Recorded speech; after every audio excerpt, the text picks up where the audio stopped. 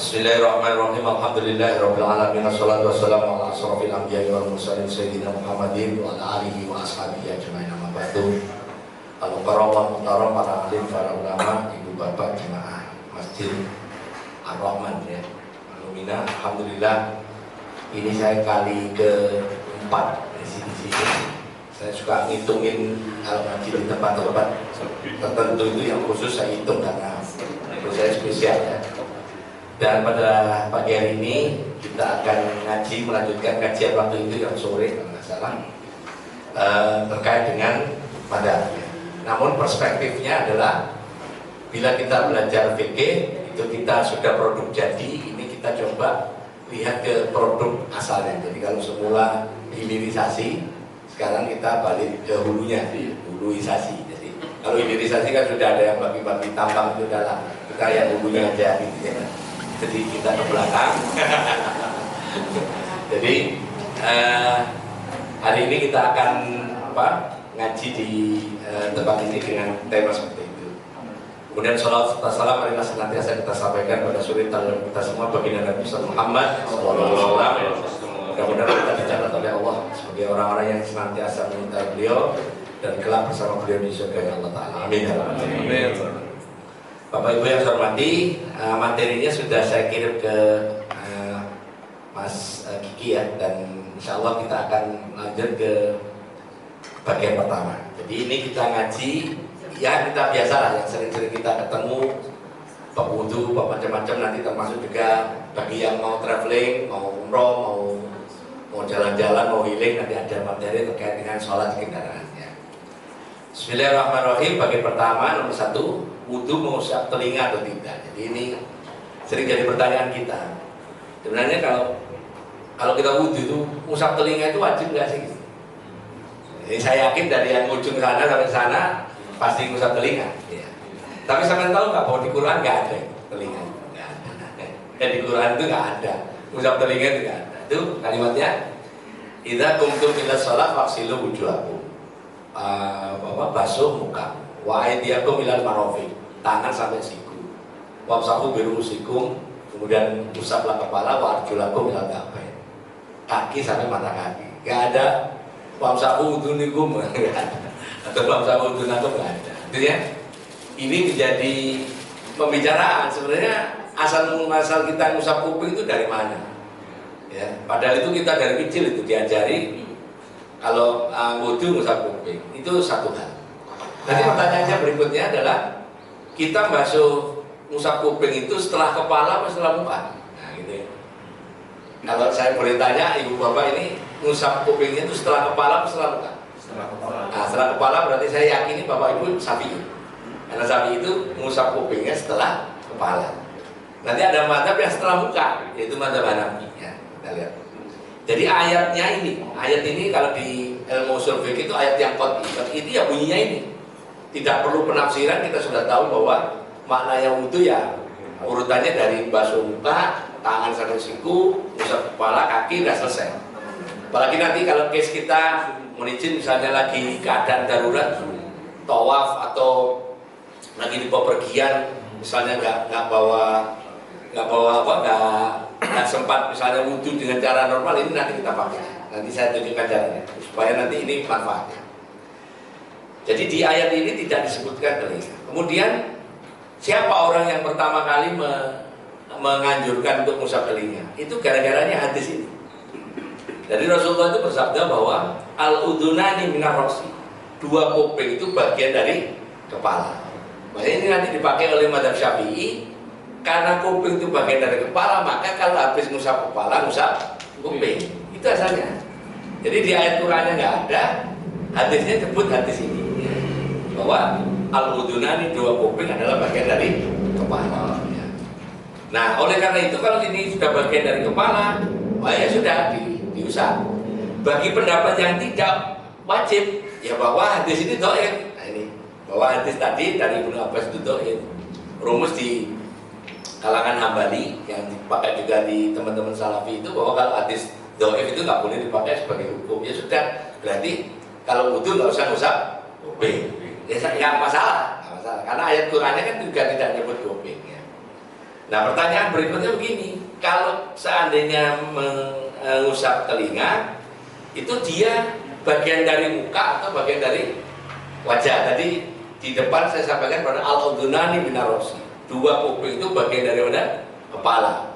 Nah siapa yang mengatakan bahwa kuping itu bagian dari wajah? Yang mengatakan adalah Imam Hanafi, karena sejatinya wajah itu yang tampak dari depan dan yang dibatasi oleh rambut. Kalau seorang mempunyai wajah, itu ada batas rambut. Kalau kita cek batas rambut kita ini sampai belakangnya kepala sini, betul ya? Jadi kalau kita punya rambut ini kan ini belok ke atas sini, ini di bawah di atas telinga ini nggak akan ditumbuhi rambut, yang di ini nggak akan ditumbuhi rambut. Berarti itu batas muka. Sampai yang di sini dagu, perempuan itu sampai dagu sini yang depan, yang garis depan ini yang tulang. Kalau laki-laki nanti dianjurkan janggutnya dibasuh, diusap. Nah sampai belakang. Berarti kalau menurut teori itu si telinga itu bagian daripada muka. Dan itu pendapat dari Hanafi berdasarkan definisi wajah. Wajah adalah bagian dari tubuh yang berupa yang disebut kita muka itu yang dibatasi oleh rambut. Rambut yang normal lah ya, orang yang tumbuh seperti itu ya. Nah pertanyaan berikutnya, kalau misalnya itu kita usap telinga, ngambil air yang baru atau yang lama, yang bekasnya kepala, kalau ibu bapak? Baru. Kalau baru berarti benar. Jadi menurut hadis mengambil dari air yang baru. Ini maknanya ini. Maka anna Nabi sallallahu alaihi wasallam akhadha bi ra'sihi ma'an jadidan. Ngambil air lagi yang baru. Berarti setelah pas ngusap kepala terus ngambil lagi untuk telinga. Tapi ada pendapat enggak, terusin bablasin aja. Yang tadi pendapat pertama, habis muka langsung bablasin sampai kuping. Itu wudunya cara Hanafi. Wudunya cara Hanafi itu Bapak Ibu bisa lihat orang Turki. Orang Turki itu kan Hanafi. Kalau orang Turki itu wudu itu muka itu langsung bablas sampai kuping begini. Sampai kuping. Dan setelah kepala juga nggak usah kuping karena sudah basuh bareng baju muka. Jadinya madzhab Hanafi itu kalau sholat sebagian tidak sedekah. Kemudian kalau pas imam walat dolin, makmumnya diam aja. Madzhab Hanafi itu. Jadi kalau ada sampean nanti umroh atau haji, ketemu sebelah, gitu kan, begitu imam wail maghdubi alaihim waladhdallin, dia diam aja, maka kemungkinan besar atau pasti dipastikan madzhabnya Hanafi. Kenapa saya bilang kemungkinan besar? Mungkin juga Syafi'i lagi sakit gigi kan nggak mau ngambil. Jadi kemungkinan besar madzhabnya Hanafi ya. Nah saya itu punya pengalaman, pernah saya cerita di beberapa masjid. Waktu saya di Australia tahun 2007 ambil sertifikat fiber optik itu, Jumat saya minta izin sama yang ngajar, minta ke masjid. Nah, di Australia itu ada satu komunitas namanya komunitas Muslim Victoria, itu ada di pusatnya di Sunshine, itu masjidnya bagus. Nah, karena kami berenam Jumatan, yang dua yang ikut kursus karena perempuan yang ikut, kami datang agak awal, dapatlah soft yang nomor 2 di belakangnya mufti-muftinya itu. Awalnya juga normal saja, nggak ada gejala apa-apa, terus adzan, terus khutbah, assalamualaikum, terus adzan, terus khutbah. Setelah khutbah, qomat, kemudian ngimami. Nah, ketika imamnya walat dolin, kami berenang kencang, amin. Yang lainnya diam. Waduh, malunya sampai hari ini.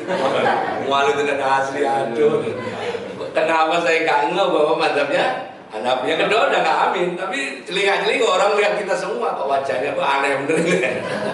Coklat-coklat gitu. Yang lainnya kan orang Australia, orang Turki, orang Lebanon, Syria gitu ya. Ya itu maknanya. Nanti Hanafi itu cirinya adalah menganggap bahwa kuping adalah bagian daripada kepala. Nah, berarti air baru ya, berarti jenengan sudah benar. Jadi terus, pertanyaannya berikutnya, jenengan ngusap kepala itu sekali atau 2 kali? Atau 3 kali? 3 kali.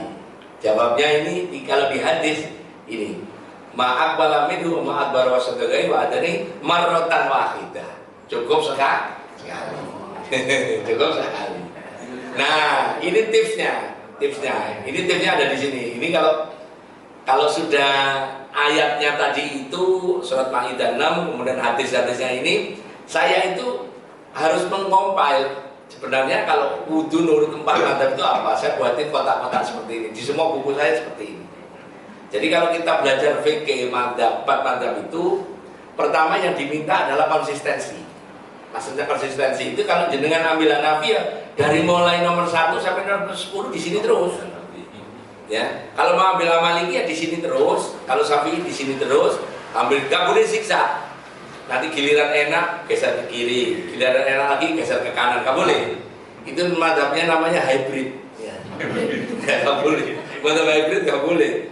Karena apa? Karena dianggap orang ini tidak ngerti hukum. Karena ada potensi ketika mencampur mazhab itu salah satu atau salah dua itu membatalkan mazhab yang lain. Saya kasih contoh ini nanti untuk tips kalau kita bepergian atau khususnya umroh atau haji kan ada tawaf. Ketika tawaf kita sebetulnya suami ngajak istrinya sendiri, kasih tambah sendiri ya. Ngajak istrinya kan repot ditafsiri orang. Ngajak istrinya sendiri. Nah, istrinya ngajak suaminya sendiri. Itu guyokannya saya kalau lagi manasik. Jadi kita ngajak istri kita terus kita gandeng. Kalau jenengan pasti di jalur yang ini nyentuh wanita yang bukan mahram adalah batal. Istri kita itu bukan mahram kita, karena istri kita itu ajnab. Kalau istri kita mahram nggak boleh dinikahi dong. Ya. Istri kita itu bukan mahram. Istri bukan mahram. Ya. Jadi kan ada orang kekeliruan, oh itu cuma kok nggak sama mahramnya, nggak sama suaminya kali. Gitu, ya. Mestinya begitu penjelasannya. Jadi misalnya saya umroh bawa istri, kemudian saya gandeng. Atau nggak saya gandeng tapi saya sering potensi senggolan karena di mazhab Syafi'i nanti di pembatal menyentuh itu adalah batal ya. Nanti kita akan bahas itu. Jika nanti kalau jenengan konsisten ya harus tetap di Syafi'i ya Syafi'i, jangan pindah kiri kanan disiksa gitu ya. Nah dari rukun wudhu yang ada di Al-Maidah tadi saya turunkan menjadi 4 ini berdasarkan kitab-kitab yang ada. Pertama niat itu di Hanafi sunnah, maknanya sampai wudhu langsung basuh muka terus tangan itu nggak masalah.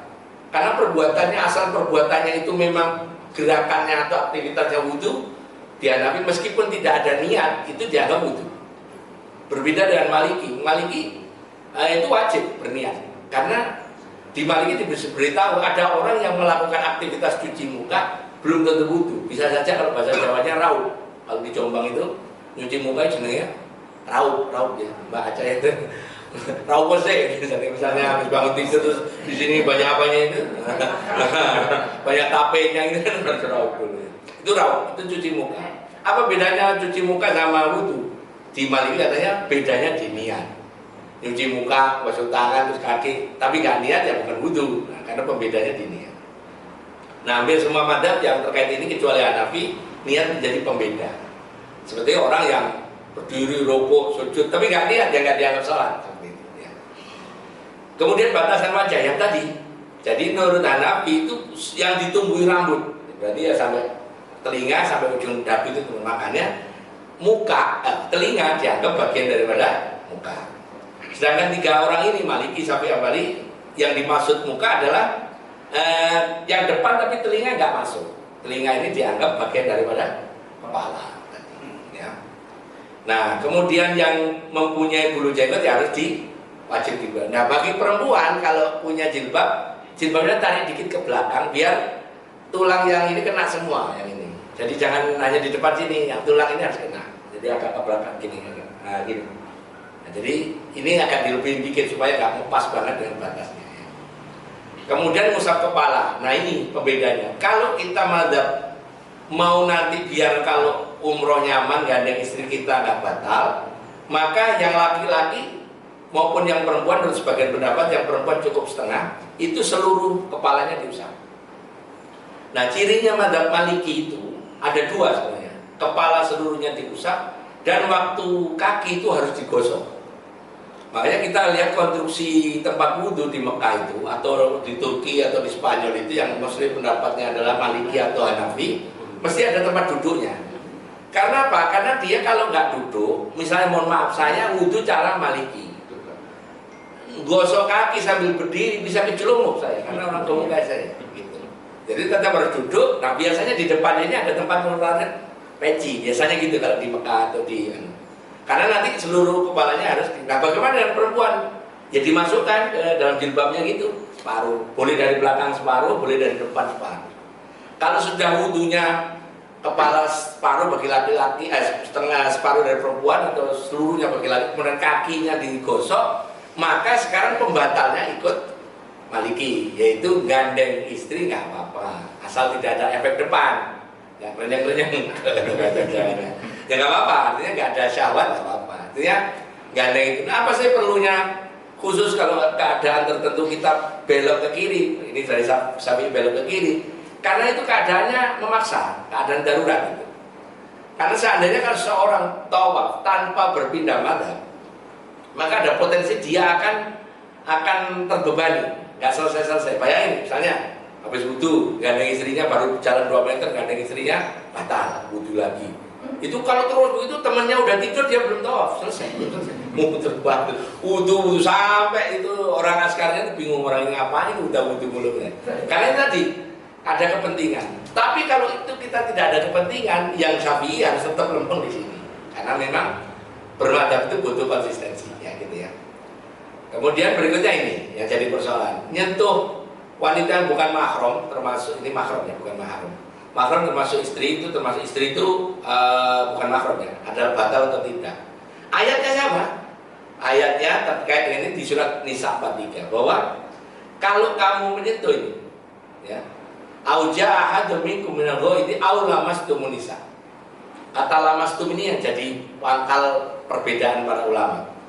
Ketika seseorang itu menyentuh lamastum an-nisa, nisa di situ yaitu wanita bukan mahramnya, maka itu terus diterjemahkan lamastum itu apa sih? Kata Ibnu Rushd dalam Bidayatul Mujtahid bahwa al-lamsu itu maknanya mustarab. Mustarab itu bisa bermakna ganda, bisa makna lebih satu.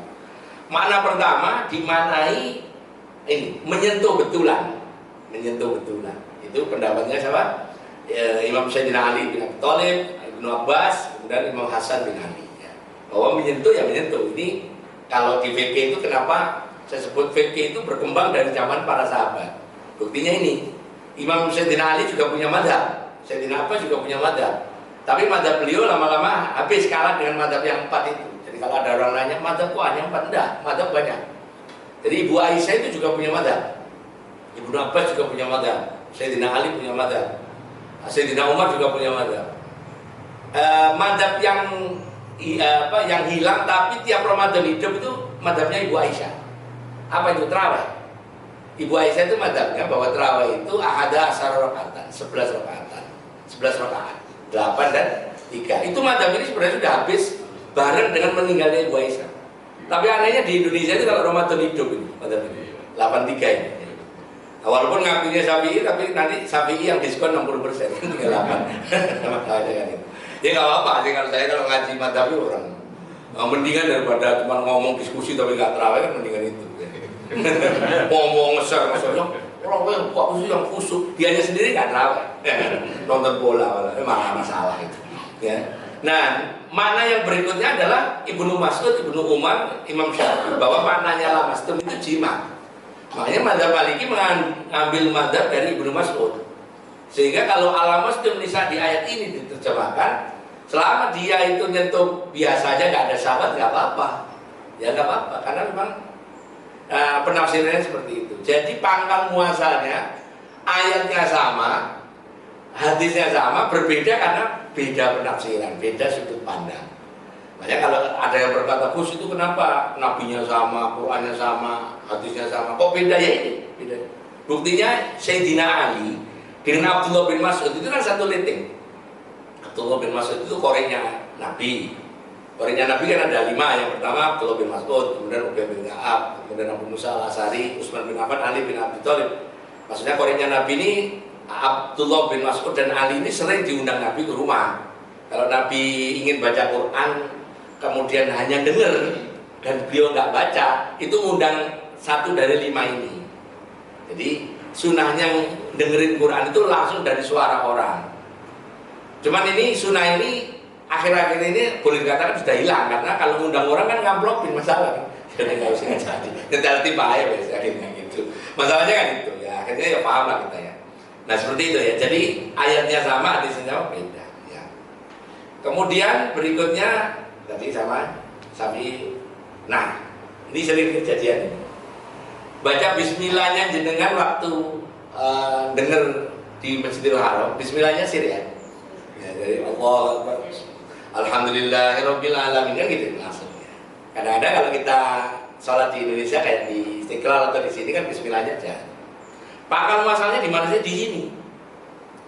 Jadi hadisnya itu ini. Hadis ini yang pertama bahwa dari Nu'aim al-Mujmir rahimahullah ta'ala qala sholaitu wara'a Abi Hurairah. Aku sholat di belakangnya Abu Hurairah.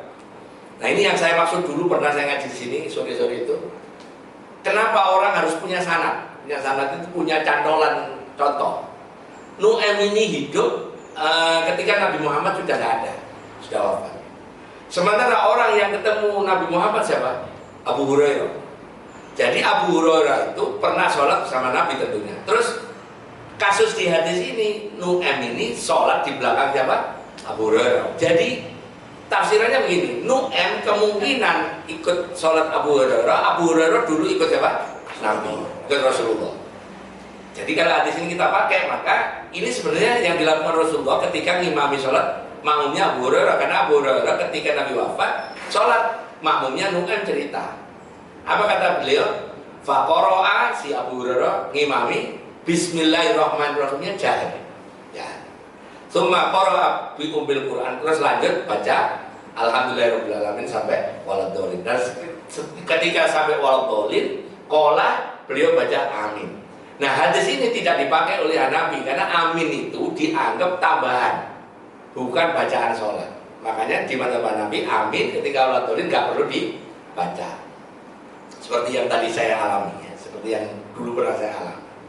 Wa yaqulu kullama sajada wa idza qama minal julus dan seterusnya, bahwa maknanya bahwa kalau Nu'aim ikut Abu Hurairah baca bismillahnya kencang, berarti asumsinya Rasulullah dulu waktu ngimami Abu Hurairah bismillahnya jahat. Ini kalau hadis ini dipakai. Ini diperkuat dengan hadisnya Abu Hurairah langsung bahwa idza qara'tumul Fatihah faqra'u bismillahirrahmanirrahim. Kamu kalau baca Al-Fatihah baca juga bismillah. Nah nanti pendapat yang kedua ini bahwa sebenarnya bismillah nggak perlu dibaca. Nah ini siapa yang berkata? Aisyah. Jadi kalau yang pertama hadis Nabi berkata bismillahnya jahar itu yang berkata adalah Abu Hurairah. Abu Hurairah itu perawi hadis yang paling banyak. Di antara para sahabat yang paling banyak meriwayatkan hadis adalah Abu Hurairah. Yang kedua yang berkata bismillahnya sir itu Ibu Aisyah. Siapa Ibu Aisyah? Istrinya Nabi, istrinya beliau. Maknanya ada dua sumber yang dekat dengan Nabi langsung. Satu Abu Hurairah yang hari-hari bersama Nabi. Yang kedua Ibu Aisyah yang hari-hari juga bersama Nabi. Tapi Nabi yang bersama Abu Hurairah bismillahnya jahar. Nabi yang ketika bersama Imam Ibu Aisyah bismillahnya sir. Ini karena Rasulullah SAW yastaftihu salata bil takbir wa bil qiraah alhamdulillahirabbil alamin. Nabi kalau sholat memulai sholat di sumber yang di refer. Sumber pertama memang bismillahnya apa? Jahar. Sumber yang kedua bismillahnya sir. Ya enggak ada masalah tuh. Boleh sesuai. Satu ikut Ibu Aisyah, yang satu ikut Abu Hurairah sama aja. Ya, ini Abu Hurairah. Nah, Ibu Aisyah diperkuat oleh Anas bin Malik. Siapa Anas bin Malik? Anas bin Malik itu adalah sekretarisnya Nabi. Kalau kita itu ya Mayor Teddy lah, ya kira-kira gitu ya. Yang nyiapin koper, yang nyiapin mobil, yang nilpunin kalau menteri anu itu tidak, ini yang Anas bin Malik ya. Itu yang nanya saya sering begitu. Nah Anas bin Malik itu sholat di belakang Nabi. Apa katanya? Sholat itu ma'a Rasulullah. Saya sholat bersama Nabi. Wa Abu Bakrin dan Abu Bakar, wa Umar wa Utsman.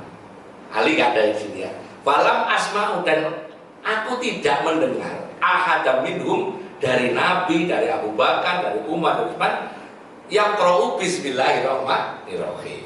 Jadi madhab kedua terkait bismillah jahar sir ini mengatakan pakai dua hadis dari Ibu Aisyah dan Anas bin Malik. Ya sudah selesai. Nah tugas kita bagaimana? Teliti. Jangan-jangan memang pendapat madhab seperti apa? Saya tulis seperti ini karena ini harus dicari di kitab. Bongkar-bongkar kitab fikihnya, setelah nyari hadis cari kitab saronya cari kitab fikihnya. Ketemulah 4 kelompok ini berkata. Apa kata Hanafi? sunnah baca bismillah secara sir oleh imam dan orang yang sholat munfarid di awal Fatihah di tiap rakaat. Tidak disunahkan baca bismillah antara Fatihah dan surat. Jadi kalau besok-besok jenengan ada orang imami bismillahnya lirik, kemungkinan madzhabnya Hanafi.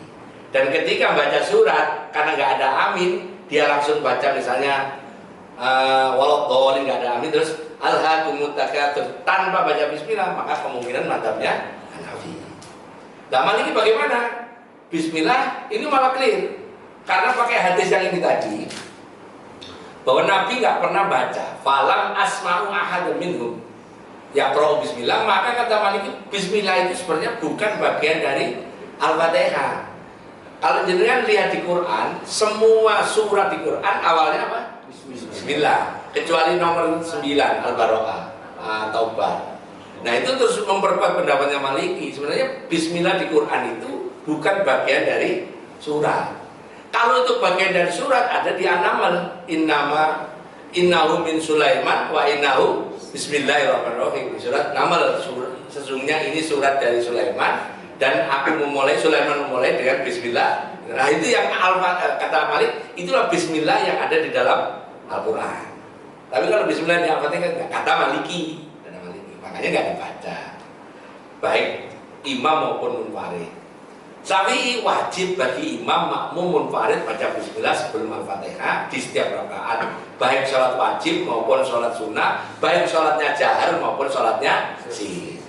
Nah, khusus Syafi'i ini beliau ini menggunakan hadis yang tadi punyanya Abu Hurairah, bahwa Nu'aim sholat di belakang Abu Hurairah baca bismillah. Abu Hurairah mengatakan aku kalau sholat juga baca bismillah. Nah, Hambali tidak baca basmalah di setiap rakaat, namun sunnah. Jadi sunnah kalau Hambali. Ya sudah, ini yang dipakai oleh imam-imam Masjidil Haram. Makanya kalau di Masjidil Haram kadang-kadang bismillahnya kedengeran, kadang-kadang langsung alhamdulillah. Masjidil Haram itu kan kayak di Medina maupun Haramain itu ada Medina maupun Mekah kan, imamnya kadang-kadang bismillahnya nggak kedengeran. Kadang-kadang Abdurrahman Sutib, nah gitu, ada kayak bismillahnya gitu, ya ada. Nggak apa-apa karena memang sunnah. Nomor 4. Jenengan kalau mau membaca Al-Fatihah pakai a'udzubillahi minasyaitonirrajim enggak? Kalau mau baca. Saya Allahu Akbar. Habis kabira walhamdulillah inna sholati wa nusuki, terus a'udzubillahi minasyaitonir. Bismillahirrahmanirrahim. Baca a'udzubillahi minasyaitonirrajim enggak?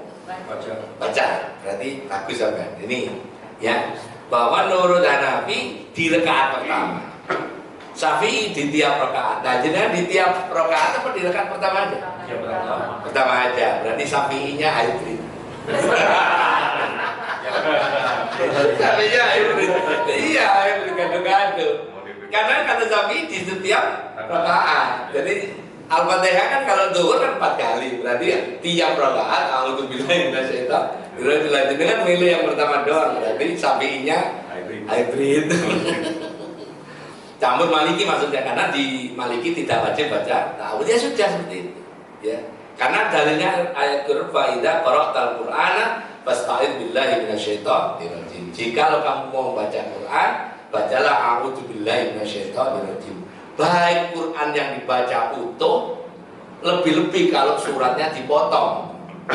Ya, kalau jenengan baca, jenengan misalnya khutbah bawa MC terus nyebut ayat Quran, maka biasakan sebelum itu, kalau itu potongan, dahului dengan a'udzubillahi minasyaitonir rajim. Setelah lagi kan Ramadan, MC-nya ngomong assalamualaikum warahmatullahi wabarakatuh, habis pembukaan terus dia nyebut ayat a'udzubillahi minasyaitonir rajim, ya ayyuhalladzina amanu kutiba, nah begitu, pakai a'udzubillahi minasyaitonir rajim. Tanpa bismillah nggak apa-apa kalau potongan surah, potongan ayat, potongan surat, potongan ayat ya. Nah, ini yang tadi kasus amin tadi ya. Jadi amin Fatihah itu hadisnya ini ya. Hadisnya ini, yang aminnya, yang tidak amin itu kan cuma satu, Hanafi. Hanafi pasti tidak pakai hadis ini. Apa kata Abu Hurairah? An-Nabi Hurairah radhiyallahu anhu qala, "Idza aman al-imam fa aminu fa innahu man wafaqa ta'minuhu ta'minal malaikah ghufira lahu ma taqaddama min dhanbi." Kalau jenengan dulu belajar hadis, itu hadis yang belakangnya ghufira lahu ma taqaddama min dhanbi ini banyak. Saya pernah itu ada 6 lah. 2 diantaranya tentang terawih dan tentang puasa. Man soma Ramadana imanan wahtisaban ghufira lahu ma taqaddama min dzambi. Sama dengan ini. Siapa orang yang baca amin dan aminnya bareng imam, terus aminnya dibarengi malaikat, maka orang itu diampuni dosanya yang telah lalu. Nah, karena kita nggak tahu aminnya malaikat kapan, maka di mazhab Syafi'i dan sebagian Hambali dan juga di sebagian sebagian Maliki, imam sama siapa? Makmum itu kalau amin jangan bareng. Jadi kalau dengar Syekh Surem atau Badar Balila itu, "Wailul maghdubi alaihim waladdallin," begitu semuanya amin, dia nyusul belakangnya amin, gitu kan? Nah, itu maksudnya siapa tahu yang aminnya makmum bareng malaikat semuanya ghufira lahu ma taqaddama min dzambi. Siapa tahu juga aminnya malaikat bareng si imam, makmumnya juga ghufira lahu ma taqaddama min dzambi. Itu maksudnya. Cuma masalahnya malaikatnya kan kita nggak punya nomor WA-nya, jadi nggak bisa ngecek bareng nggak tadi nggak tahu. Ya wes ya. Nah, biasanya orang sebelum baca amin baca Rabbil firli walidayya ada. Rabbil firli ghairil maghdubi alaihim waladdallin, terus Rabbil firli walidayya amin. Ada yang baca ini? Nggak ada berarti ya. Ya udah. Nanti saya ada padahal ya wes hybrid ya. Tadi yang hybrid di sini. Ya wes nggak apa-apa. Tapi nggak wajib. Tapi saya kan mengkonfirmasi itu di Syafi'i ada. Nah, ini yang sering saya diskusikan. Sigot takmin itu bunyinya amin itu. Saya pernah dapat WA-nya punya begini. Amin yang paling betul adalah A-nya itu dibaca panjang, min-nya dibaca panjang. Oke, saya bilang. Terus yang berikutnya ini salah, ini keliru, artinya ini aneh. Ya karena saya pernah ngaji kitabnya dari kitabnya Al-Adhkarnya Imam Nawawi. Sebenarnya nggak begitu. Bahwa sigot takmin itu begini. Jadi kalau orang ini Allamani Jibril, Rasulullah pernah berkata bahwa Jibril pernah mengajari aku amin indah faragha min qiraati suratul Fatihah. Setiap aku selesai baca Fatihah, kata Nabi SAW, aku baca amin. Itu setelah waladhdallin. Terus tadi ini yang sama, siapa yang aminnya bareng malaikat maka dosanya diampuni. Nah, apa itu bacaan amin ini? Bacaan amin itu menurut Imam Nawawi. Imam Nawawi ini yang nulis kitab Riyadhus Shalihin, yang nulis kitab Syarhul Muslim, saronya hadis-hadis Muslim. Kalau jenengan punya pendapat dari Imam Nawawi dan itu nyebut hadis, itu rata-rata merefer ke hadisnya Imam Muslim. Kata Imam Nawawi itu bacaan amin itu yang benar itu ada 3. Nanti yang salah nomor 4, yang salah. Yang paling benar kata dia, bukan yang paling benar, yang benar itu A panjang, min panjang. Amin itu paling. Ya rata-rata itu sudah. Atau aminnya pendek. Amin.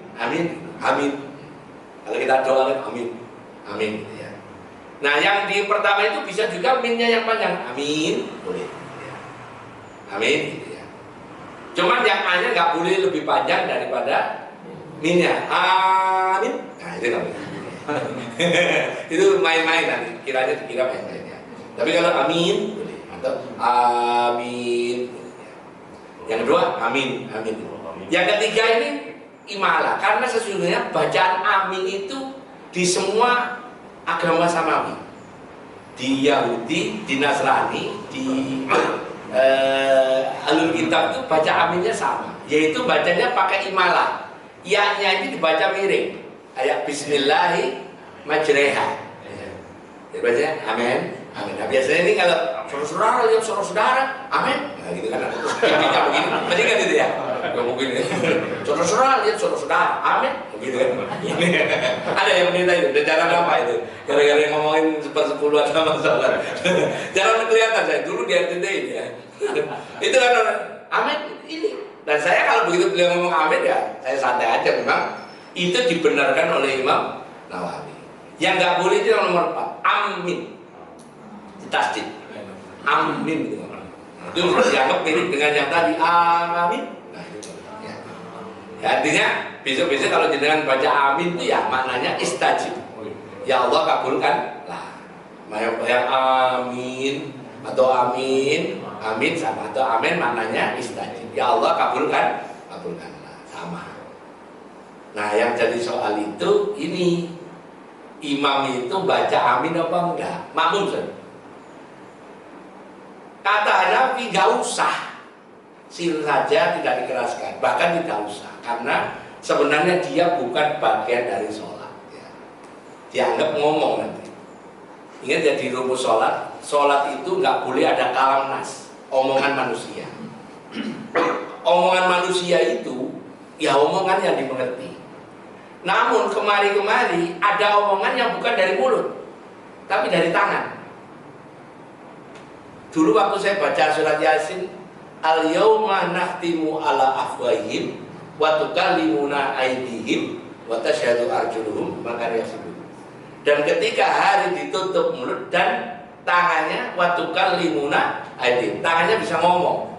Dulu waktu saya baca tafsir, tangannya ngomong itu saya bingung. Apa iya tangan bisa ngomong? Ternyata sekarang sudah. Buktinya, ada pengajian yang bilang OTW, nggak ngomong. Tangannya yang ngomong OTW. Ini kayak ngomong ini.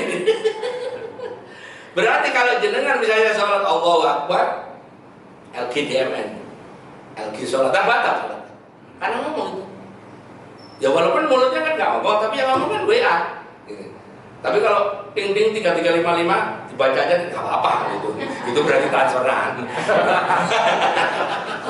Kecuali tekyo bro batal. Ya artinya kata Al-Quran tangan bisa ngomong itu sudah terbukti sekarang ya. Nah berarti kalau gitu, kalau kita sholat bersama-sama Imam Al-Hanafi itu ya tadi yang kasusnya saya tahun 2007 tadi, ketika amin ya nggak dibunyi. Bapak-bapak ibu bisa nanti kalau misalnya lagi traveling ke Turki lah, misalnya pas dapat kesempatan sholat di Hagia Sophia Jumatan itu, atau sholat apa gitu pas maghrib yang di Turki itu nggak ada, nggak ada yang ngomong amin belas sawapi. Kalau bahasa orang Jombang itu sepi itu sawapi, sepi yang banget itu sawapi. Ada punya ya, itu sepi banget, nggak ada. Ya.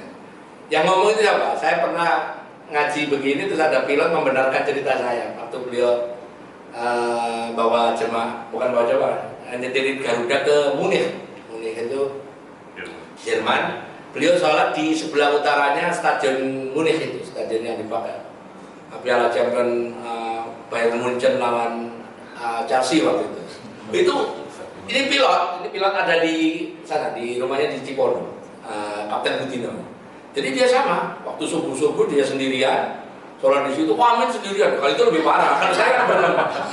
Kalau tadi kan berenam sendirian. Itu lebih parah lagi bos ya. Ya tadi, jadi aminnya nggak ada. Nah berarti kalau kita pahami nih Bapak Ibu ya, jadi sebenarnya agama itu kalau kita tahu banyak itu enak. Artinya kita nggak merasa paling benar, nggak juga gampang menghakimi orang.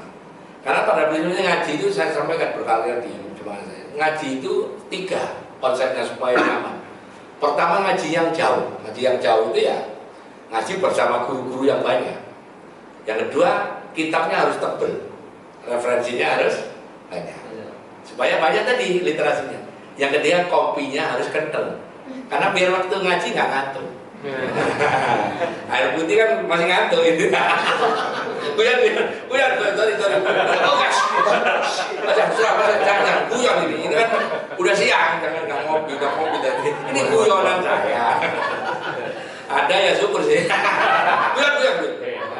Ya, jadi begitu ya. Jadi, nah ini, amin. Oke lanjut, nomor 5. Ini sering kejadian pertanyaan.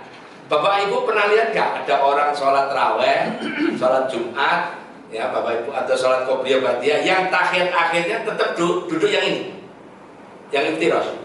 Ada? Didengar ya? Nah, oke. Pokoknya yang mau pokoknya nggak pernah tawaruk kan? Oke. Nah, ada yang pernah lihat? Ada pasti. Ini kalau orang nggak ngerti, lu alirannya apa? Digituin kita. Yakin deh. Yakin. Saya waktu candengan kan nggak tidur juga, nggak tawar juga. Dia ditanya, Gus ini alirannya ganti ngawurin candengan. Tahu candengan? Yang di kuku. itu bahasa Jerman cantengan namanya. Cantengan ya. Ya pokoknya dipakai nekuk begini sakit banget ya. Udah, dengan judulnya begini. Nah, Nabi Muhammad itu memang sama dengan mazhab Syafi'i kalau dalam ini di hadis ini, yaitu di rakaat kedua itu iftirosh, di rakaat yang ada salamnya tawar. Ini yang hadis ini sebenarnya. Dan kita nggak langsung bisa ngomong itu berarti yang paling benar, enggak juga. Karena ada hadis lain yang Nabi sendiri duduknya juga iftirosh ketika salam. Nah ini ya, ini pakai ini. Artinya kalau ditawaruk sama iftirosh ini hadisnya digabung, itu akan ketemu variasi yang seperti ini. Nah, ini variasinya. Langsung saya nurut kotak-kotak ya. Di Hanafi mau iftirosh, mau tasyahud awal, mau tasyahud awal maupun tasyahud akhir, duduknya tetap iftirosh. Ibu ya, ibu di kalau salat isya. Nah, ibu kemungkinan ini berarti. Nah, kalau yang dua itu, kalau dua itu iftirosh, maka ibu hambali. Gini. Kalau dua itu iftirosh, itu hambali. Tapi kalau mau tahiyat awal, mau tahiyat akhir iftirosh itu padahal siapa? Hanafi. Yang amin nggak bunyi tadi. Nah, Maliki kebalikannya Hanafi. Mau tasyahud awal, mau tasyahud akhir, duduknya tawarruk. Makanya kalau jangan heran, kapan hari ada orang salat zuhur di satu masjid, kegeran ada orang, baru dua kok sudah miring begini, ganggu sebelahnya karena mau miring kan nangkep sebelahnya itu. Nah saya kan juga datang belakang, tanya ada apa sih Pak? Tadi waktu rakaat kedua begini, Pak. Oh saya menerima konfirmasi, Pak, mazhabnya Maliki. Nggak tahu Pak, baru ya rupanya nggak tahu ya, pokoknya mungkin tiru-tiru aja ya, apa juga. Tapi bener seandainya dia tasyahud awal duduknya begini, tasyahud akhir begini, bener, nggak masalah. Nah Syafi'i yang umumnya jenengan, kalau rakaatnya 4, yang pertama tasyahud awal iftirosh adalah iftirosh, ini kembali, ini iftirosh. Kalau yang ini adalah tawarruk, ini iftirosh. Ya. Nah yang kedua ini Syafi'i, ya. Kalau Maliki, kalau sholatnya dua seperti qobliyah, ba'diyah, Jumat, tarawih, apalagi ya pokoknya yang dua-dua itu duha, maka nggak perlu duduk tawarruk. Tapi kalau sholatnya 4, yang tasyahud akhir tawarruk, kemungkinan itu hamba. Nah ini boleh di hybrid kali ini boleh karena tidak membatalkan satu sama lain. Jangan mau kadang-kadang tawarruk atau tasyahud, tapi sampai harus tahu jawabannya. Siapa tahu orang ini nggak konsisten, nggak lagi nyoba semua madhab, lagi eksperimen itu, jangan gitu nanti malah ribut orangnya. Beda, ya. Nah ini yang penting banget. Ini supaya ngaji kita ini, kalau ngaji 4 madhab ini, jadi ini ceritanya begini Pak. Jadi waktu Menteri Hajinya Pak Lukman itu kan nggak ada pemberangkatan haji ya, tahun 2020 sampai 2022 ya, waktu Pak Lukman jadi menteri, kemudian diganti oleh Pak Yakub. Saya diundang FGD oleh Kemenang di hotel Sari Pan Pasifik ya, ya di sana. Temanya adalah membahas buku panduannya haji yang dipakai oleh Kemenang.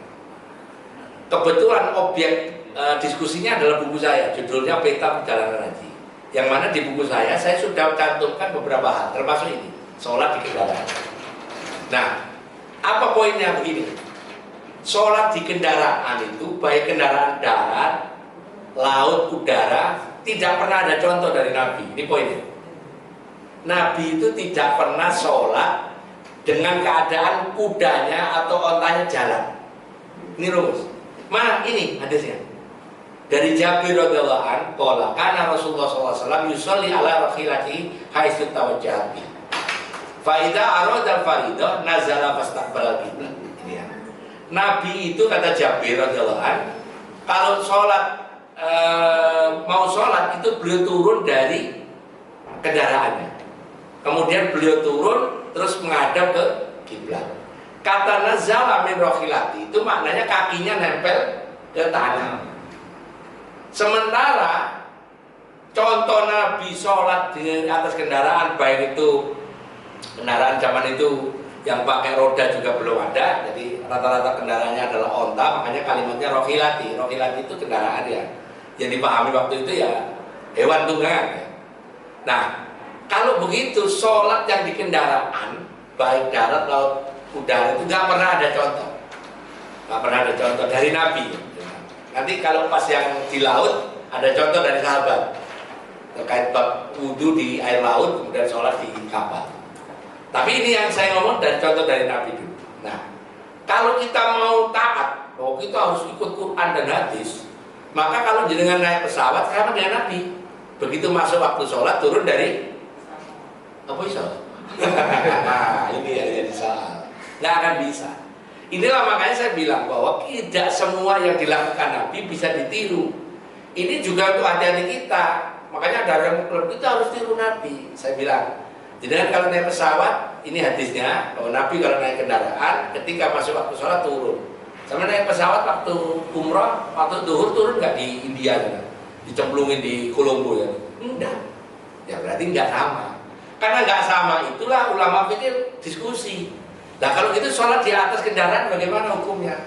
Akhirnya Imam Syafi'i mengeluarkan pendapat pertama bahwa di mazhab Hanafi Maliki sholat di kendaraan yang sedang berjalan di darat maupun di laut maupun di udara tidak sah, tidak sah, ya, tidak sah. Maksudnya tidak sah, tidak sah. Ya. Di Syafi'i sholat itu ini nggak ada ya? Ada. Masjid ini di atas. Nanti ada jadi perdebatan. Kalau itu masjidnya itu koror ini kan tetap ya, nggak bergerak kan masjid ini. Kalau masjid bergerak ada rodanya, kalau itu masjid. Itu apakah termasuk? Kata Syafi'i tetap sah karena dianggap koror. Karena kaki yang nempel di lantai 2 tetap nyampe ke tanah, kan nggak ngangkat. Kata Maliki enggak.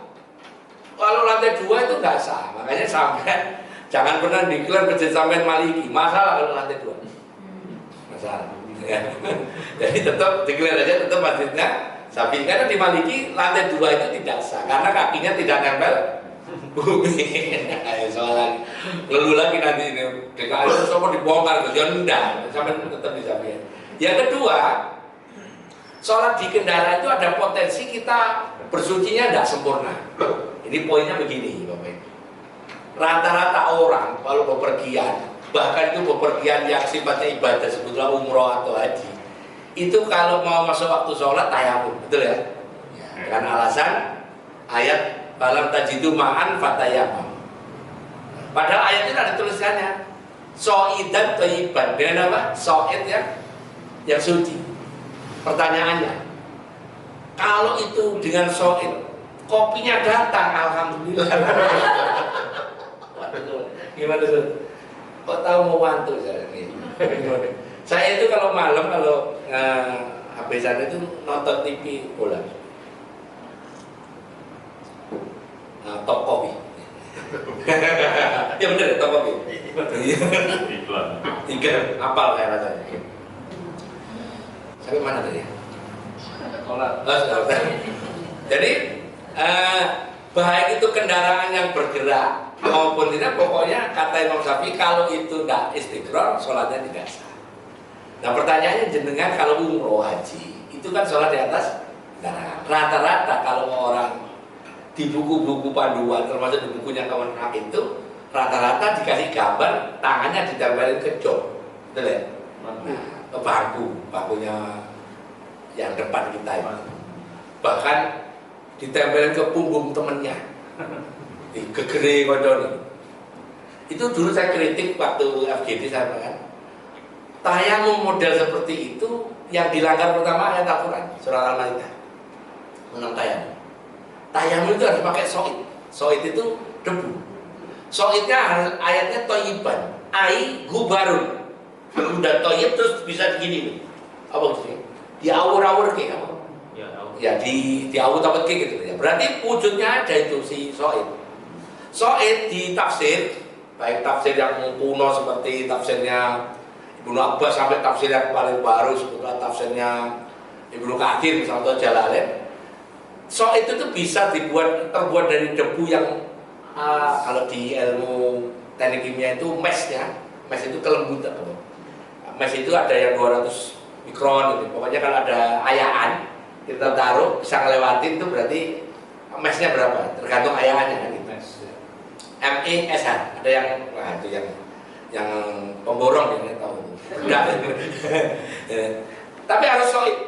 Jadi misalnya bisa dari pasir, bisa dari tanah, bisa dari batu yang dihancurin, pokoknya semua benda yang munculnya dari bumi. Tidak sah kalau itu sudah bukan dari bumi asli, seperti bedah. Bedah itu nggak boleh untuk tayang. Masalah suka putih semua. Ini hari ini itu kan di putih kabeh. Termasuk kapur itu tidak dianggap sohib. Nah, karena tidak menggunakan sohib, maka tayamumnya tidak pernah sah. Berarti kalau jenengan mau wudu, mau sholat di atas pesawat, sekedar sholat, kalau di samping nanti hukumnya dihormati waktu, kan di toilet ada air ya. Nah, kalau jenengan tahu teorinya, wudu dengan segini ini salah. Asal tahu ceritanya. Ya. Saya kalau di pesawat itu, saya pertama beli, saya nanti cari ya di Tokped, ini iklan. Tulisannya debu tayamum, yang kayak laptop begini, ini kalau dibuka, ini isinya debu. Itu 75.000. Coba cari debu tayamum. Kalau yang botolan segini itu 6.000. Tinggal kalau mau tayamum ya gelar aja pakai kain atau apa gitu, debunya diurur-urur gini terus tayamum. Ini saya ngomong tayamum yang sah itu adalah harus debunya. Nah, bagi orang yang mengatakan bahwa tayamum sah nempel ke kursi, itu pakai hadis juga. Hadisnya dari Nabi Muhammad itu pernah di Medina musim kemarau menuju ke suatu sumur mau sholat. Sumur di Medina musim kemarau. Nabi ke situ nggak ada air. Terus Nabi nempelkan tangannya ke bibir sumur. Saya nanya ke jenengan, kalau ada sumur di Arab Saudi siang-siang panas betulan, kira-kira bibirnya sumur ada debunya nggak? Banyak. Sementara yang di kursinya pesawat landing sudah divakum, nggak ada debunya. Maka itu saya berargumentasi, wudu dengan nempelkan tangan ke mana? Ke jok kursi pesawat atau ke tembok atau punggung itu nggak pernah sah. Terus gimana? Solusinya pertama, air di toilet ada. Dan enaknya apa? Kan ada di sini kan ada ini ya, botol gelas kertas ya.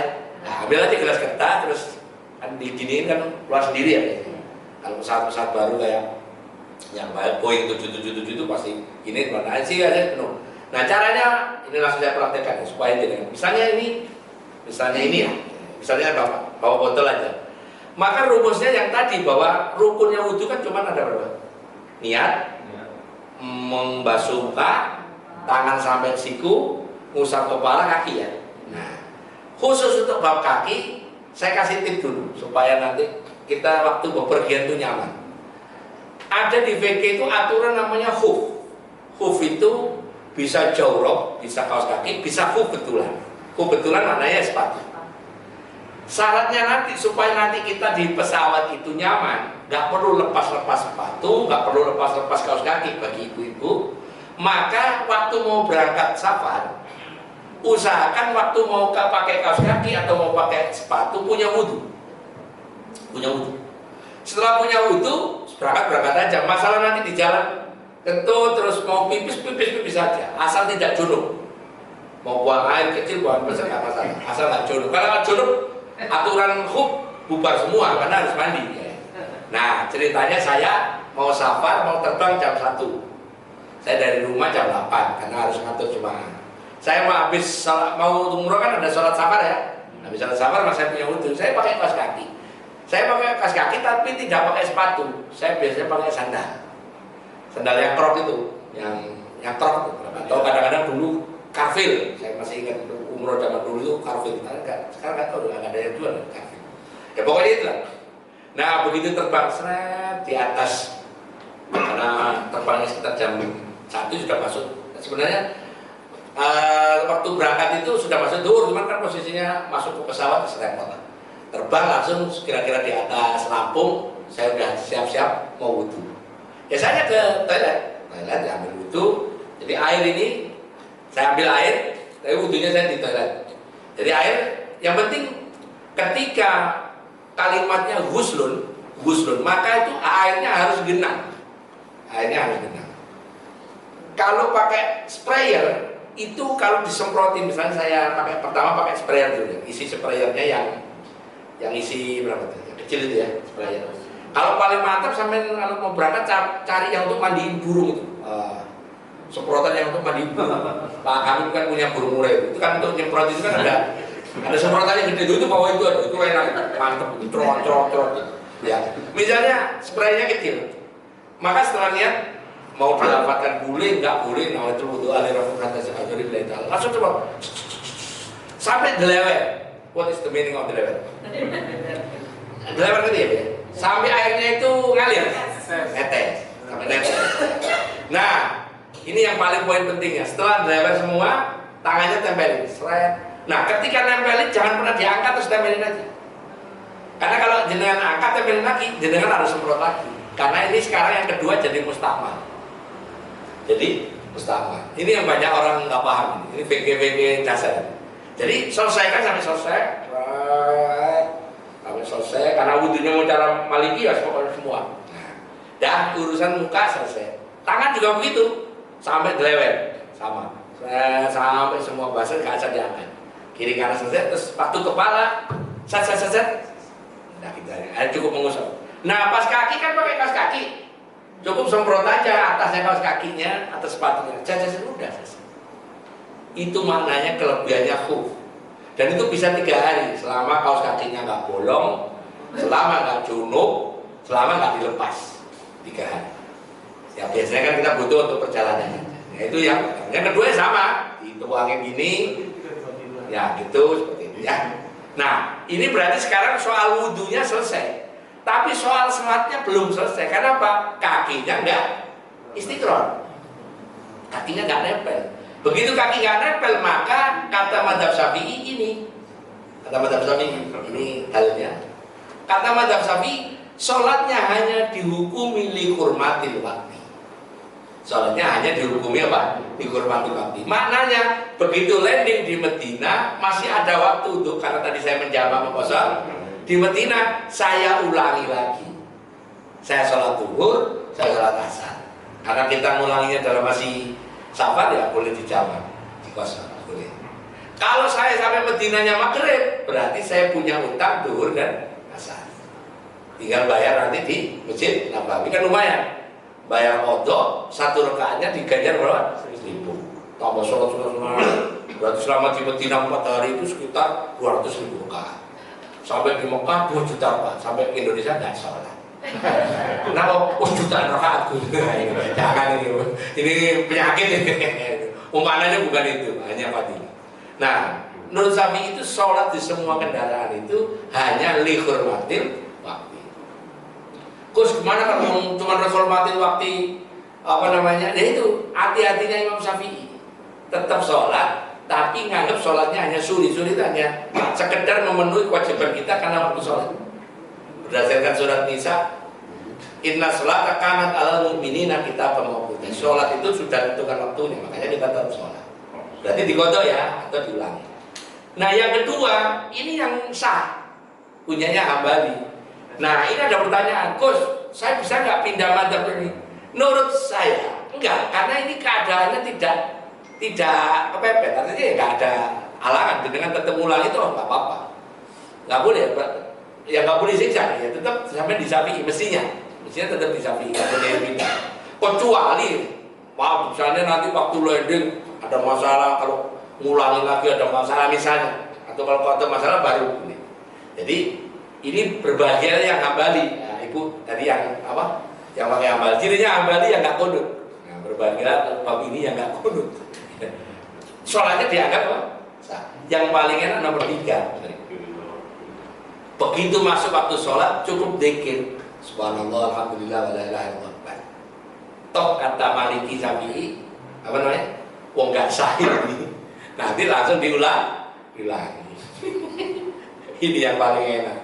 Makanya kalau di pesawat itu kalau ada orang umroh di pesawat nggak sholat, saya nggak langsung suudzon. Jangan-jangan dia ngaji ini, nanti di rumah baru di foto, nggak apa-apa. Cuman kalau mengfoto itu nggak boleh dijamak kosong. Ulangi ya, kalau mengfoto jangan dijamak kosong. Itu namanya curang. Utang itu kok dibayar separuh. Utangnya 4 kok dibayar 2. Utang ya. Ini penting Pak. Ini saya kalau manasik umroh maupun haji, ini bagian ini setengah hari sendiri. Nanti 2 jam sisanya dari jam 1 atau jam 2 sampai jam 4 itu hanya soal haji. Karena ini penting ya. Sehingga nanti jenengan kalau mau perjalanannya itu mau perjalanan ibadah umroh haji atau perjalanan mubah seperti wisata, nengok orang tua, healing, apa. Ya. Sampai sini sudah Metallica. Silakan kalau ada pertanyaan. Jadi ini materinya sudah saya share ke Mas Hamim sama beliau. Oke, mau kalau ada pertanyaan Ibu.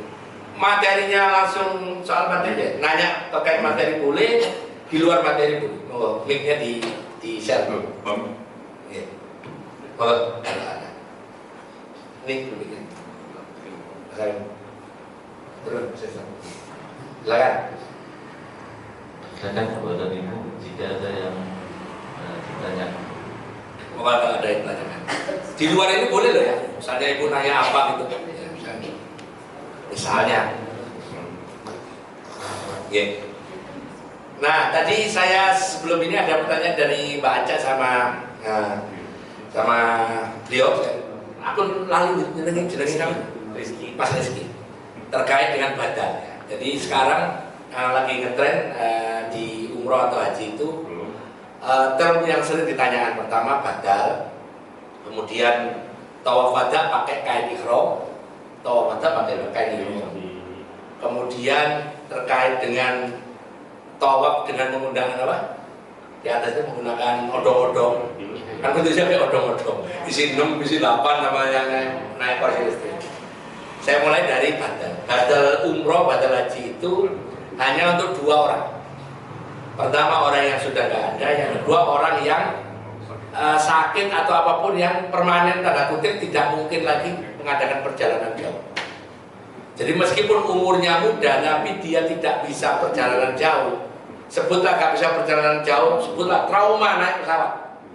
Dulu di TV itu ada orangnya galak, sangat, tapi kalau naik pesawat takut. Dia barakus di Eti mungkin ada yang pernah zamannya beliau muda itu. Yang orang yang dulu itu kan naik pesawat.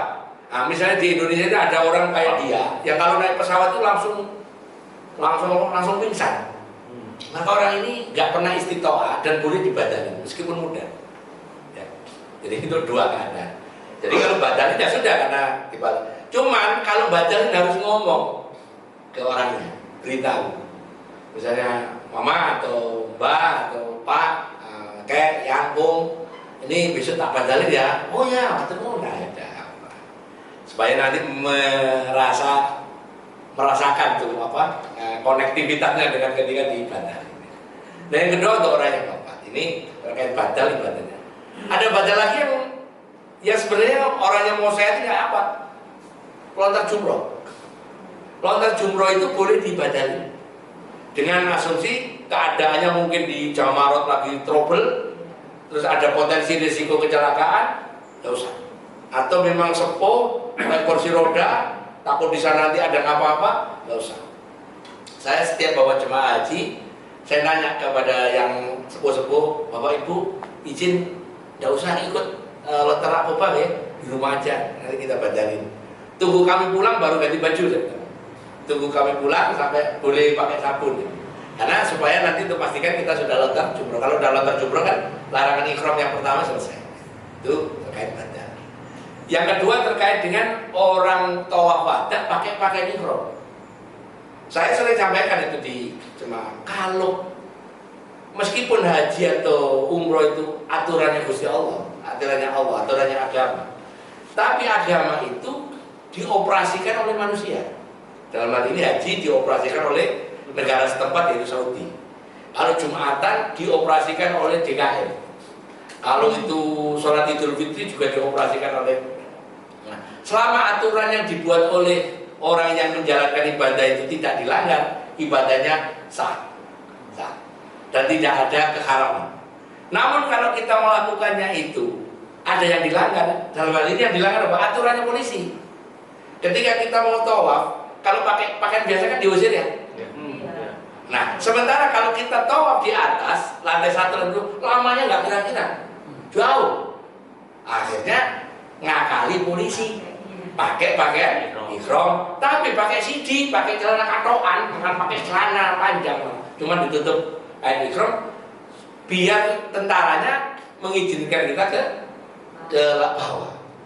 Itu secara fikih tawafnya sah, karena tawaf itu syaratnya cuma suci. Mulai dari Hajar Aswad 7 kali putaran selesai. Tapi ada yang dilanggar, aturan manusia haram. Berarti hukumnya tawaf pakai pakaian ihram itu sah tapi haram. Gitu. Sama dengan i'tikaf. Ibu-ibu misalnya punya, ini di daerah Geraha ya, punya di Geraha saja tempat saya. Itu kalau 10 hari terakhir itu pada ke Masjid BI. Masjid BI. Masjid BI.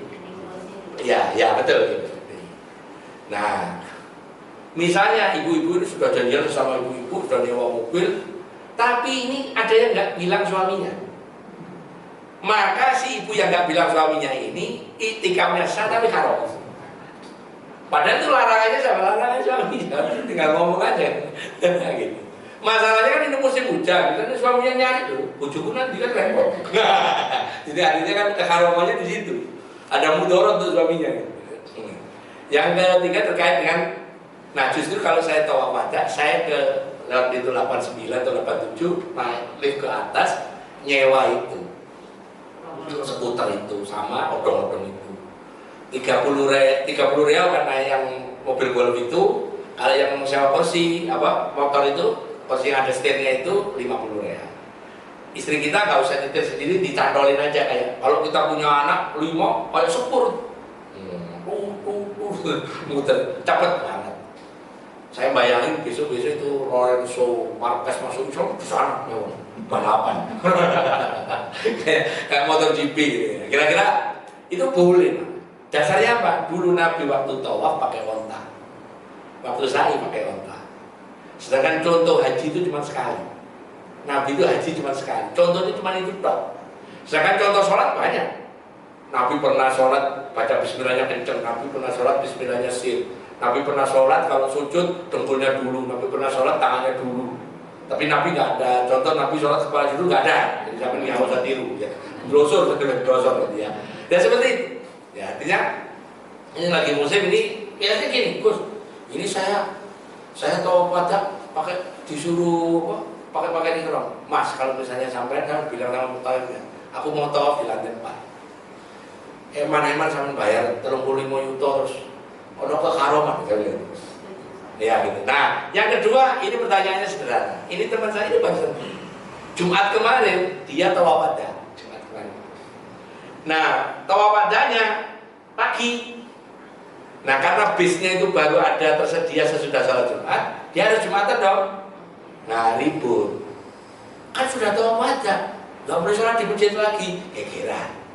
Ini kalau tahu agamanya separuh-separuhnya repot. Akhirnya nelpon saya, gimana Gus? Tawaf wada, kalau sudah tawaf wada itu yang nggak boleh jenengan keluar dari batas tanah haram balik. Berarti harus ikhram lagi. Tapi selama masih habis tawaf wada masih di situ ya di situ aja untuk Jumatan. Nggak apa. Jadi orang itu menafsiri tawaf wada itu langsung pulang, bahkan jalannya mundur. Ini ilmu ini sopo, udah bingung saya. Ya kadang-kadang aduh. Jemaah saya kamu mundur ke siapa? Karena kejelungup repot loh. Aku malah yang repot. Kamu mulai malah. Nah seperti itu ya. Jadi makanya ngaji itu kadang-kadang harus tuntas itu supaya nggak ketemu soal-soal seperti itu. Ya. Jadi tawaf wada ya. Nah bagi perempuan enak sebenarnya. Kalau tawaf wada pas haid nggak usah tawaf wada. Karena bagi wanita yang haid tidak wajib tawaf wada. Dan bagaimana kalau bos ini dari berangkat itu haid masih perlu niat ya tetap sampai kalau misalnya ke Madinah dulu tamunya datang sehari sebelum ke Mekah Nah, saya pernah bawa cuma seperti itu. Ini ilmu ya. Jadi saya bilang, Bu, tetap aja mandi ikhram, tetap pakai ikhram, terus pakai seperti biasa lah, pengaman gitu ya, pokoknya seperti itu, jangan sampai bocor lah kira-kira. Terus berangkat. Nah sampai di Mekah, beliau saya suruh udah di kamar aja. Oh, pokoknya terakhir Bu, nggak tahu berapa tagihannya. Nah setelah selesai, biasanya terus saya panggil suaminya, Mas, kita sekarang pindah ke madzhab Maliki. Maksudnya gini, ternyata haid itu ada fatroh itu ada 2 waktu sholat yang suci. Ya, kalau ada orang hari pertama kan terus-terusnya itu, hari kedua terus. Nah, hari ketiga itu biasanya duhur keluar, tapi asar enggak, maghrib enggak. Nah itu yang saya ambil waktunya. Tanya istrinya, kalau itu nanti misalnya duhur enggak, asar enggak, buruan mandi, tak anterin ke mana? Ke tawaf. Nah, karena saya nganterinnya saya nggak pakai itu, saya ajak ke lantai 4 langsung naik skuter biar cepat selesai. Cepat selesai, udah. Begitu ternyata baru 1 putaran, biarin aja. Karena waktu niat tawaf pertama tadi masih suci. Begitu keluar, datang tamunya, sa'i itu tidak perlu wudu. Sa'i dalam keadaan haid sah, sudah dapat umroh. Ini yang kasus pertama. Pernah juga saya bawa dari mulai datang di Medina sampai pulang nggak bisa apa-apa, keluar terus. Akhirnya beli kambing sebagai dam di Pontosan. Ini justru yang paling enak, nggak ngapa-ngapain tapi sedih, nggak bisa ikut, nggak bisa lihat Ka'bah, tapi tetap dapat umroh. Semoga yang penting kalian jalan umroh, tahu ceritanya, tahu caranya, insyaallah aman gitu. Mungkin ada lagi Ustaz? Ya, Gus. Mas, Sedikit aja nambahin tadi Gus. Iya. Kalau kita sedang tidak dalam keadaan ihram, tapi kita pakai ihram, misalnya kita pengen ke Mu'tazam gitu, itu gimana kira-kira, boleh? Nggak pakai apa? Nggak pakai ihram. Tidak sedang berihram, tapi kayak kita pengen ke Mu'tazam nih. Nah kita sengaja pakai baju ihram aja, biar dalam rangka boleh ke situ gitu. Ya sama. Nggak boleh juga. Tawaf hotel yang disuruh aja kita. Nggak boleh. Iya, maksudnya pekerjaan sunnah kan campur sama pekerjaan haram, nggak usah. Nggak usah. Sebenarnya teori nyari multazam itu pakai, ini saya diajari oleh guru saya. Dulu saya waktu ngaji di Surabaya itu, ya saya bilang gini, Gus, belum Gus ya, Arifin nanti kamu kalau punya uang, nanti kalau sudah kerja, kalau lagi mau nyari tempat mustajabah di Mekah, itu sebenarnya nggak hanya di sekitar Ka'bah, di tempat lain juga ada. Dia bilang gitu. Itu yang sampai hari ini saya masih ingat omongan dia. Jadi multazam itu kan antara pintu sama Hajar Aswad. Nah, kalau jenengan mau doa multazam itu cari aja lurusnya. Itu di lantai 1 kalau saya sholat. Saya kalau sholat di Mekah nggak bisa ke bawah. Saya nyari yang lurusannya, kalau nggak makom Ibrahim, lurusan multazam. Harapannya cuma satu. Inilah posisi saya ngadep multazam, yang mana doa juga dijawab. Gitu Mas. Jadi itu malah nggak melanggar apa-apa, malah nyaman kan, artinya kita tetap di sana. Gitu. Itu tipsnya ya, Gitu. Ya, monggo. Ya, Assalamualaikum warahmatullahi wabarakatuh. Oke. Terus kalau badal haji itu harus keluarganya langsung Atau orang lain? Dari travel bisa mewakilkan? Ya. Kan banyak travel yang menawarkan untuk badal haji. Ya, kalau sampai ada saya bisa. Saya juga membadalin orang sebenarnya. Maksudnya saya membadalkan untuk istri almarhumah. Betul. Ada, saya buka jasa itu. Dan orang yang tim kita itu anak-anak umur puro, anak-anak yang sedang kuliah di sana, yang memang ngerti fikih haji, dan mereka rata-rata anak umur puro itu sudah bergaji. Jadi misalnya saya kemarin badalin 6 orang. Saya bilang sama teman tim saya, cari 6 orang. 6 orangnya ada 2 yang saya kenal, dah kamu pimpin ya. Jadi dia berangkat dari Medina itu bareng bisnis yang jemaah reguler, jemaah kita. Sampai prosesi wukuf, sampai loter jumroh itu semuanya ikut sampai tahan. Nah nanti saksinya ketika keluarin syahadat, keluarin sertifikat itu saksinya jemaah yang netral, jemaah saya. Benar nggak ikut wukuf, dia ikut. Itu saya. Nah, nanti jawabnya. Saya biasanya begitu. Kalau pas saya bawa sendiri, saya biasanya batalin orang juga. Karena saya kan batalin bapak saya udah, batalin ibu saya udah, batalin kakek saya udah, batalin nenek saya udah, batalin kakak saya udah. Jadi ya batalin orang lain aja, lumayan. Dari travel dapat, dari jasa batalin dapat. Guyonannya gitu. Ya gini ya. Nanti Gabriel. Aman. Harga khusus untuk Pak DKM. Gimana? Cukup ya? Kalau nggak ada, materi sudah saya share ke Mas Kamil sama Pak DKM. Gimana? Kalau misalnya membadalkan ulang-ulang, boleh nggak? Orang yang sama dibadal bukan apa-apa. Saya itu pernah badalin nenek saya, karena nenek saya itu yang merawat saya ketika saya yatim. Itu ketika saya bawa jemaah umroh, ibu saya udah, bapak saya udah. Oh nenek saya terus, nggak apa-apa. Bahkan ada jemaah saya yang kapan hari haji, dia itu umroh itu hanya tugasnya badalin sodako. Gus, ini aku mau badalin siapa yang tak kirim nenek saya, nama nenek saya dibadalin. Karena saking ya tadi itu, saking cintanya sama nenek yang istilahnya ngerawat saya, didik saya, ngajar ngaji saya. Ya udah sahabat, kira-kira gitu ya. Nah mana yang diduluin ya sampai Abdul yang diduluin yang menurut saya yang laki, karena ada laki perempuan duluin yang laki, gitu supaya nanti ya tadi itulah adabnya aja gitu. Nah cukup gitu, cukup. Silakan kalau ada yang lain, kalau kan yang mau ditutup Pak ini, jelas cukup ya. Ada cukup ya. Kita doa mudah-mudahan yang hadir, yang sakit Allah sembuhkan sakitnya, yang punya utang lunas utangnya, yang punya hajat baik haji maupun bisa berangkat haji berangkat umroh, yang punya masalah selesai masalahnya, Allah panjangkan umur kita untuk ibadah pada Allah Taala. Al-Fatihah. Alhamdulillah. Iya dalam betul ya mustahil. Suratul ladina an'amta alaihim. Kafaratul majlis subhanaka wa bihamdika asyhadu an la ilaha illa anta astaghfiruka wa atubu ilaik. Assalamualaikum warahmatullahi wabarakatuh.